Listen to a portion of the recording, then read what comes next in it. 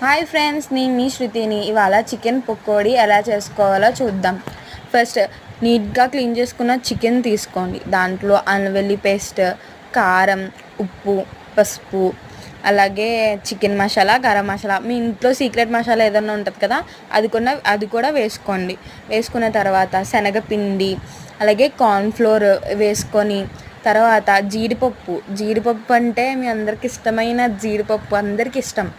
జీడిపప్పు వేసుకొని కరివేపాకు, కొత్తిమీర ఉంటే వేసుకొని, నేనైతే కొత్తిమీర వేసుకోలేదు. బాగా ముక్కకు పట్టేలా మసాలా కలపండి.